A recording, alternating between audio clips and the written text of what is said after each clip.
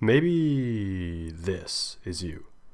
You have big goals, big plans, a big ambition, but when it comes down to actually doing this ambition, you can't quite start.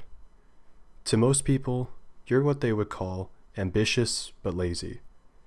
But future you, after applying my advice, you're going to finally start. The big ambition, or the goal, or the project you've been planning for months.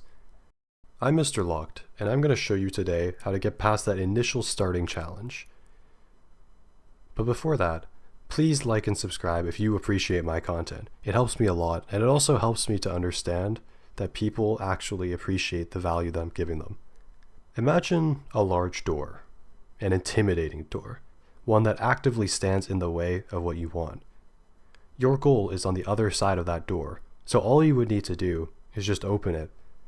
But you can't quite get yourself to actually open the door, just because of how intimidating it is.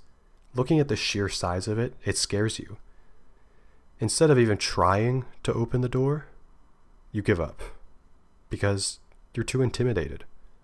What if I don't know what's on the other side of that door? So it's a little scary. However, me personally, I've opened that door before. And I can tell you from experience, what's on the other side really isn't as scary as it seems. In fact, the door is actually held together by two little plastic straws on the backside. Those are the two things that hold the door. But you would never know that until you actually opened the door for yourself and saw it. You didn't even try to open the door.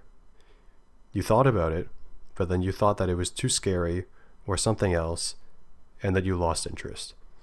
The idea here with this door is that it's actually really, really easy to open. Nothing strong is holding it together, but it appears intimidating and scary. Similarly, when you are someone who has a big ambition, you are one of those people that have big tasks that appear scary, right? A humongous door that you have to enter before you can achieve your long-term goal. Your brain will actually perceive that some of the tasks are difficult, but when you actually get started, it really isn't so bad. Funny enough, I was talking to my barber today about this. He was telling me that once he starts a project, he's actually very good at continuing it. He's all locked in, but he struggles to actually just start. The first steps, those first things that he has to complete, those are the things that he can't overcome on his own. Dear barber, I hope you're watching this so I can answer you directly. To solve this issue, what you have to do is start by not listening to your short-term brain. So, what is the short-term brain? Well, the short-term brain is just the part of your brain that analyzes and does risk evaluation. Basically, it says, okay, if I do this, what's going to happen? But one of the things is that this brain is actually really, really bad at analyzing the difficulty of a task. Have you ever thought to yourself, oh, I am going to wait to do this assignment because I don't want to do it? Well, the reason for that is because your brain thinks it's hard. Your brain thinks it'll bring you pain, so it chooses not to do that. It motivates you to actively avoid that assignment. So you can't really listen to that brain when it comes to anything that's actually important. If you have a task that you have to complete, you should just not listen to it. Another solution is to create a system where being unproductive is just impossible. So, the reason that many people bed rot every single day is because when they go home, one of the first things that they see is their bed and think, wow, I sure would love to do nothing today. Alternatively, when they wake up, immediately the first thing they do is grab their phone so that they can start doom scrolling and bed rotting. Now, when you live in an environment where your phone is right next to you and the bed is right there, it's extremely easy to get tempted because nothing is really going to stop you from just choosing to go on your phone for hours and wasting some time and, I guess, muting all the thoughts in your head. So, we need to start creating an environment where it's actually difficult to not do work. Your brain will be incentivized to do work, in fact. Perhaps you've tried this.